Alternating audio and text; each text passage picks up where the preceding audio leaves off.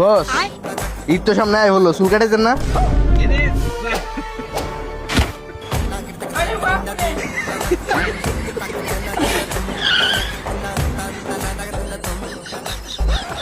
আরে বিজয় ভাই, চুল কাটা যাইব নাকি? চুল কাটা যাইবো, একটা পিচ্ছি যে আছে। এই পিচ্ছি, চল নাম।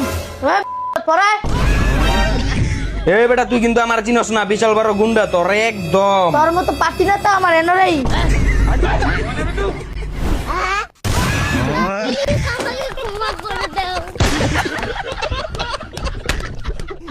গাইস এখন দেখবে না জানিয়ে বিদেশ থেকে আসার পর বন্ধুর বউয়ের কাণ্ড।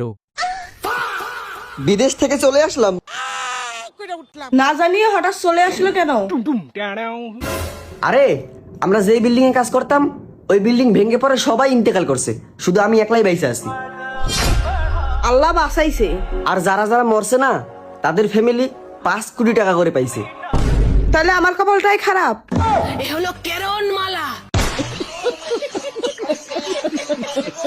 গাইস এখন দেখবেন বন্ধুর ছেলের চয়েস যেমনটা হয়।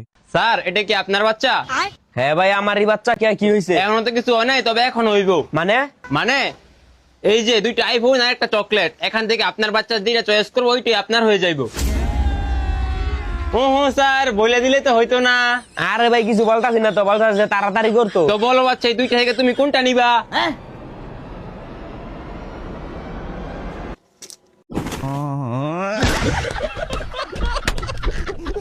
গাইস এখন দেখবেন বড়লোক ছেলে ভেস গরিব মেয়ে।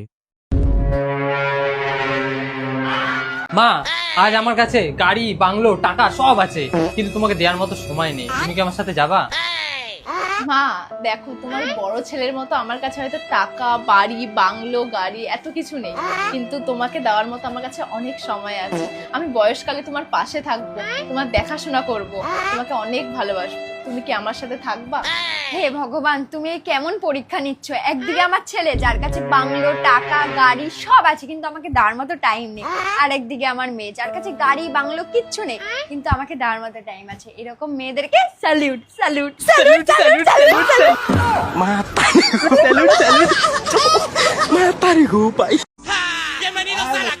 আপু, আপনি মনে হয় অনেক তাড়াহুড়ে আছেন না? আরে ভাইয়া, আপনি কেমন বুঝলেন আমি তাড়াহুড়োয় আছি? আরে বুঝুম না, আপনি রাস্তা থুয়ে এদিক দিয়ে উঠাই দিছেন। আপনারা রাস্তায় বসে আছেন, এটা বসার জায়গা? আপু সরি, ভুল হয়ে গেছে। আমগো অ্যাকাউন্টে নুন আর নিম নাই তো, একটু মাথায় সমস্যা, ভুল রাস্তায় বয়ে পড়ছে। সরি আপু, সরি। আপনি কি করবেন জানেন? এদিক দিয়ে যাবেন, এদিক দিয়ে নেক্সট এবার এদিক দিয়ে উঠাই দেন, এদিক দিয়ে যান গা, আপনি যান গা। আমগো ভুল হয়েছে। তুমি আমার সাথে একদম কথা বলবে না, যত সব। এই দেখো, একদম চোখ রাঙে কথা বলবো না, তাহলে কিন্তু আর ফল ভালো হবে না। কি করবা, ডিভোর্স দিবা? তা দাও, সঙ্গে অর্ধেক সম্পত্তিও নিয়ে চলে যাবো। সেই সুযোগ তুমি কোনোদিনও পাবা না। সম্পত্তি করেছি বাবা মার নামে, আর লোন করেছি তোমার নামে। জীবনে আমার ছেড়ে যেতে পারবো না, সে কলকাতায় আমি কলিয়ে রেখেছি।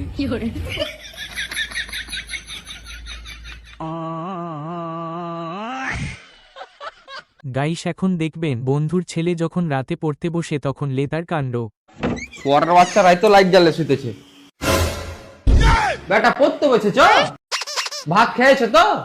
পানি টানি কিছু আইনে দেবো? তাহলে ঠান্ডা ফান্ডা কিছু খাবে নাকি? ঠিক আছে, তাহলে বেশি রাইট করিও না, তাড়াতাড়ি শুতে যাও।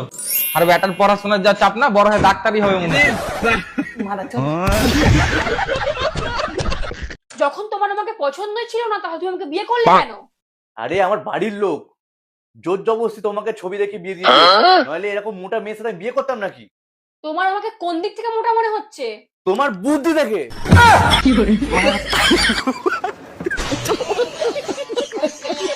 গাইস এখন দেখবেন বান্ধবী যখন সংসার করতে না চায় তখন তার জামাইয়ের কাণ্ড।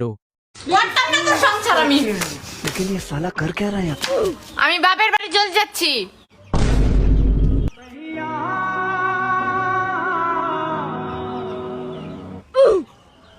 আর আমি মসজিদে যাচ্ছি।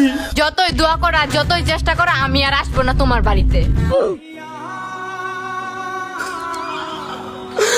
আরে পাগলি, আমি দোয়া করতে যাচ্ছি না, আমার দোয়া কবুল হয়েছে, এই জন্য আমি মসজিদে যাচ্ছি।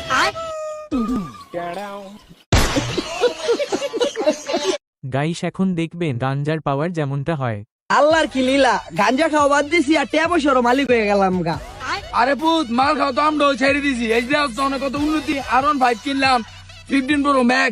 বাবা আপনার দুয়াই দো আমিও কোটি কোটি টাকা কামাই গুনি উড়াই আপনার কক্সবাজার লই যাম না ভাই টিয়াদা তোরা গ্লোমের পুত তুই আমার কি এর কক্সবাজার নিবি রে তোর সেন কক্সবাজার লই যাম আমি আর 5 কি রে হ্যান্ডেল না দেবার আছে বললো